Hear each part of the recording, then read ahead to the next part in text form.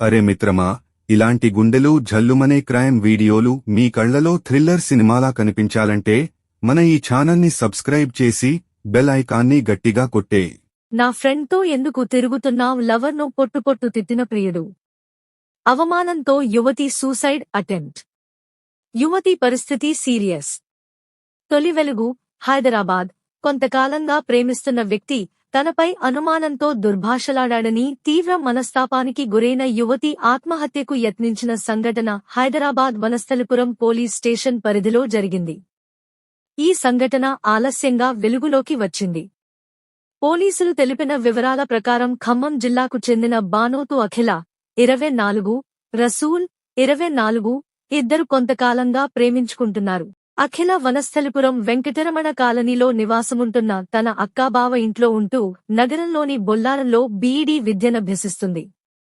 రసూల్ ఖమ్మంలో ప్రైవేట్ ఉద్యోగి కాగా ఈ నెల 7న రసూల్ ఖమ్మం నుంచి అఖిల వద్దకు వచ్చి నీవు నా ఫ్రెండ్తో కూడా మాట్లాడుతున్నావని అఖిలను దుర్భాషలాడాడు. దీంతో ఇరువురి మధ్య తీవ్ర వాగ్వాదం చోటు చేసుకుంది. దీంతో తీవ్ర మనస్తాపానికి గురైన అఖిల ఆటోలో అక్క ఇంటికి వెళ్ళింది. వెంటనే తన గదిలో ఉన్న ఫ్యాన్కు ఉరేసుకుని ఆత్మహత్యకు యత్నించింది. ఈ విషయం గమనించిన అఖిల అక్క వెంటనే తలుపులు పగులగొట్టి అఖిలను బయటకు తీసుకొచ్చి ఓ ప్రైవేటు ఆస్పత్రిలో చేర్చించి చికిత్స అందిస్తున్నారు. కాగా అఖిల ఆరోగ్య పరిస్థితి విషమంగా ఉన్నట్లు సమాచారం.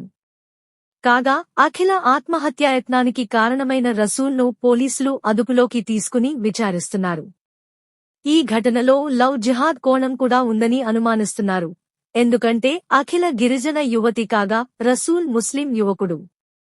అఖిల తల్లిదండ్రులు ఫిర్యాదు చేసిన తర్వాత పోలీసులు కేసు నమోదు చేసుకున్నారు. రసూల్ ప్రవర్తనలో అనుమానాలు ఉండటంతో లవ్ జిహాద్గా కూడా పరిగణనలోకి తీసుకుని దర్యాప్తు చేస్తున్నారు. జాగ్రత్తలు మరియు సలహాలు. ప్రేమ వ్యవహారాలలో అనుమానాలు, దుర్భాషలు ఎదురైతే వెంటనే కుటుంబ సభ్యులు లేదా స్నేహితులతో మాట్లాడండి. మానసిక ఒత్తిడి ఉన్నప్పుడు సూసైడ్ హెల్ప్ లైన్ 104 లేదా మానసిక ఆరోగ్య నిపుణులను సంప్రదించండి.